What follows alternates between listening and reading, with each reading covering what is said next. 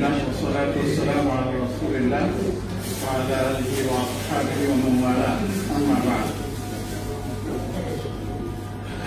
International Institute of Al-Quran Research and Learning বাংলাদেশের কর্তৃক আয়োজিত আজকের এই সেমিনারে অংশগ্রহণ করতে পেরে আমি আপ্লুত। ধন্যবাদ জানাচ্ছি ডক্টর ইসলাম মোহাম্মদকে, যিনি ম্যানেজিং ডিরেক্টর এই সংস্থা। পাশাপাশি এখানে আসার পর আমার যেটি আজকে প্রাপ্তি, সেটা হচ্ছে আমার বন্ধু ডক্টর আবু সাইফুল ইসলামকে দিয়ে সব দেখা হচ্ছে। এর চেয়ে ভালো বিষয় হলো যে বিশ্ববিদ্যালয়ের মাননীয় ভাইস চ্যান্সেলর, তার সাথেও দেখা হয়েছে। পাশাপাশি বড় আনন্দিত এবং চমৎকৃত যে আমার সরাসরি যারা ছাত্রবৃন্দ, তারাও আজকে এখানে এসে আমাদের গণ্য করেছেন। সেই জন্য আমি সবাইকে জানাই আন্তরিক মোবারকবাদ। আসলে যে কোরআনে কারীমের যে গবেষণার কথা বলা হয়েছে, কম বেশি আমরা সবাই সেই গবেষণা করেছি। আমার মাস্টার ডিগ্রি ছিল মদিনা ইসলাম ইউনিভার্সিটি থেকে, সেটা ছিল ট্রান্সক্রিপ্টের উপর। সেই পঞ্চম শতাব্দীর একটা তাফসীর ছিল তাফসীর সামাঈ, তার একটা অংশ আমি সেখানে কাজ করেছি। এরপরে ঢাকা ইউনিভার্সিটি থেকে তাফসীরুল নবহারী ওয়া মানহাজুহু আল নবহারী ওয়া সানাউল্লাহ পানিপতি ওয়া মানহাজুহু ফি তাফসীর, এর উপরে আমার পিএইচডি ছিল। আসলে কোরআনে কারীমের গবেষণার কথা আপনারা বলছেন, আমি এটা পড়ছিলাম। আমার স্নেহ ডক্টর ঈসা মোহাম্মদ যে প্রস্তাবনাগুলো এই ছোট্ট একটা লিফলেটের মধ্যে দিয়েছে, আমাকে আপ্লুত হয়েছে এবং ভাবছি যে এগুলি করতে তো অনেক সময়ের দরকার, তারপরে আপনার এর নাকি ধৈর্যেরও দরকার। এতগুলো প্রোগ্রাম, আমি দোয়া করি আল্লাহ পাক যেন তাকে সহযোগিতা এই প্রোগ্রামগুলো আমরা বাস্তবায়ন করার তৌফিক দান করুন। আমি শুনছিলাম তন্ময়ে আমাদের গবেষকবৃন্দ তাদের এই ফিল্ডের অথবা পিএইচডি মানে যেটা আছে বলা হয় সেটা তুলে ধরছেন এবং বলছেন। আর আমার সাইফুল ভাই তো বলছেন যে 4000 আয়াত আছে মেডিকেল সায়েন্সের, বাকি যে 2000 আয়াত আছে এগুলিকে অন্য বিশ্বের জন্য। মোতারাম, আপনারা একটা জিনিস খেয়াল রাখবেন, কোরআনের প্রতিটা আয়াত ছোট হোক আর বড় হোক এক একটা মহাসমুদ্র। আমার মেয়ে তুল্য বলেছে, জিজ্ঞেস করেছে যে আমাদের কোরআন গবেষণার মধ্যে আমাদের কি আছে, জেনজির কি আছে বা ইত্যাদি সবই আছে, কিন্তু আমরা তো সেটা বের করতে পারছি না।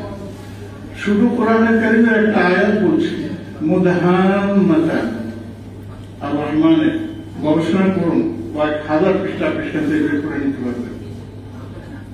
দুটো জান্নাতের মানে এর সিফাত হিসেবে এটা ব্যবহার করা হয়েছে। সেখানে বলা হচ্ছে ফিহিমা আইনান নাযযাখাতান, ফিহিমা আইনান, এই দুটো জান্নাতের মধ্যে দুটো নহর থাকবে, নাযযাখাতান প্রবাহিত। নাযযাখাতান শব্দটা ব্যবহার করেছে, তাজরিয়ান তো বলেন না, তাজরিয়া আবার আর জায়গায় বলছে। দেখা যাচ্ছে এক একটি আয়াতের মধ্যে একাধিক বিষয়কে আপনি সেখানে ফিট করতে পারবেন।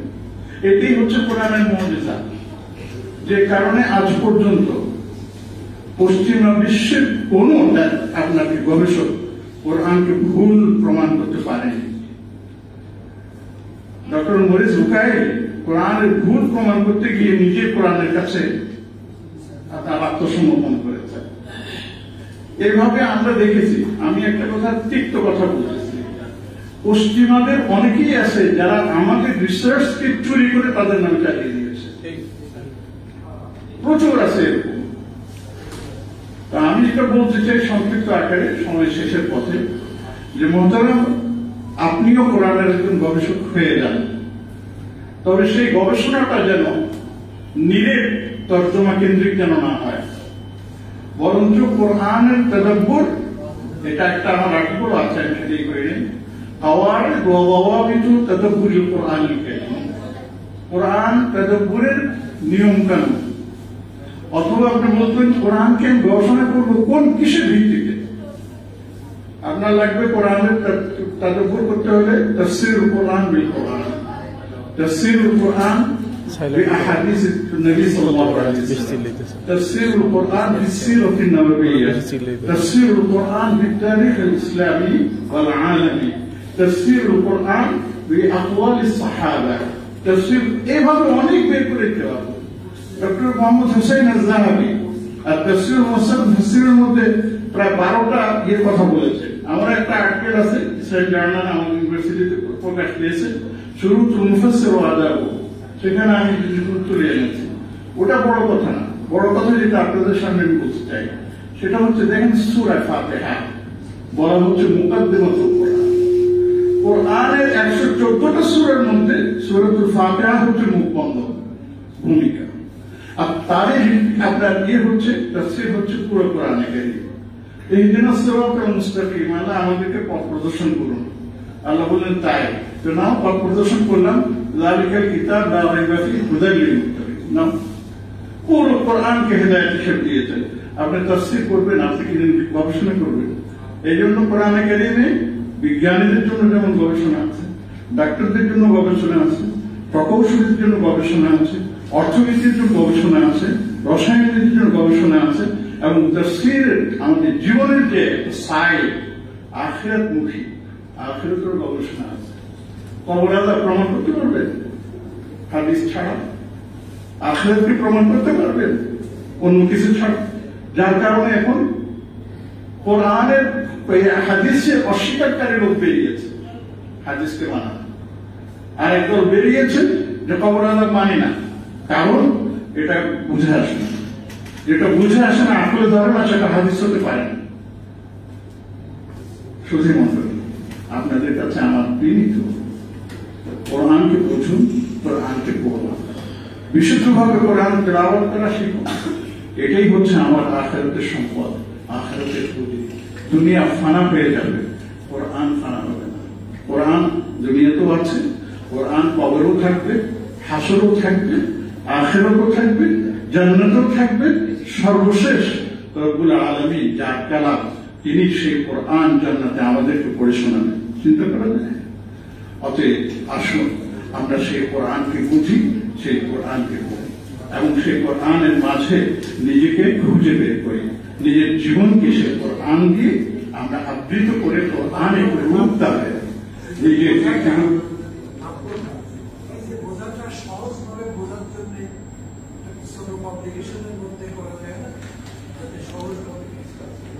আসলে মোহতারাম কোরআনকে আমি যত সহজভাবে বোঝাতে চেষ্টা করব কোরআন ততটা সহজ হবে কিন্তু কোরআনকে সার্বিকভাবে আপনি বোঝাতে পারবেন না আল্লাহ পাক নিজেই বলছেন সূরা কামারে দেখুন 5 বার আছে ওয়ালাকাদ ইয়াসসারনা কোরআন লিযিকর আমাদের ডক্টর ঈসা সেটাও নিয়ে এসেছে উপদেশের জন্য আমি কোরআনকে সহজ করে দিয়েছি আপনি আপনারটা বের করতে চান আপনি নিজেই কোরআন থেকে বের করে নিতে পারবেন কোন সাবজেক্টে বা কি জানতে চান আল্লাহর এক বান্দা আমাকে সরি কিছু মনে করবেন না আল্লাহর এক বান্দা কোরআন রিসার্চ করতেছে সে বলতেছে যে আল্লাহ পাক কোরআনে বলতেছে ওয়ালাকাদ আনজালনা ইলাইকুম যিকরকুম আমি এমন এক কোরআন নাযিল করেছি যেখানে তোমার আলোচনা আছে এই যিকরকুম মানে সবাই আমারও আলোচনা আছে আপনারও আলোচনা আছে তখন সে বলল যে আমার আলোচনা আছে দেখি আমি চলে বের করি এই লেখাটা আমি পড়েছি আপনার শেখ সৈয়দ আবুল হাসান আলী নাদবী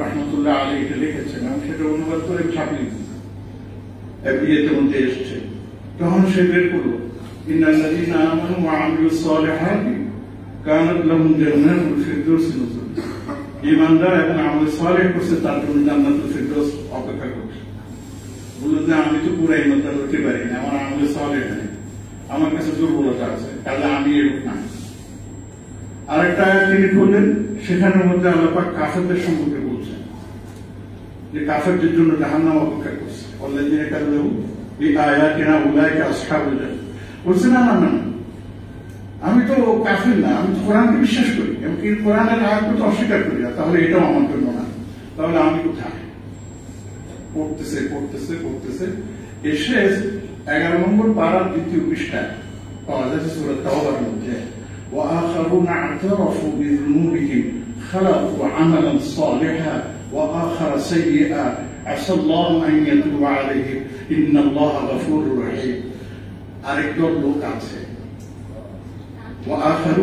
সূরা তওবার মধ্যে অনেকের আলোচনা আসছে, তার মধ্যে এটা আমার কিছু বান্দা এমন আছে যারা তারাফু মানে স্বীকার করে নিয়েছে, বিযুনুবিহিম তাদের অন্যায়গুলো, ওয়া আখারুন আতারাফু বিযুনুবিহিম ওয়া আখারুন তারাফু বিযুনুবিহিম খালাতু আমালান সালিহা, যে অন্যায়ের সাথে নেক আমলও আছে। এক মিনিট আমি শেষ করতে দেন।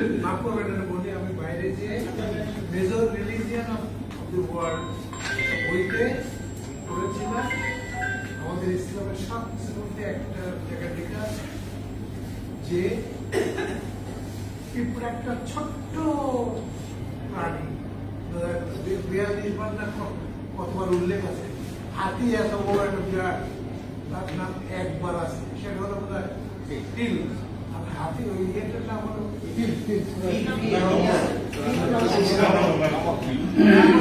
এই নাম হলো বোঝার জন্য বাইতুল মুকাররম সব জায়গায় গেছি।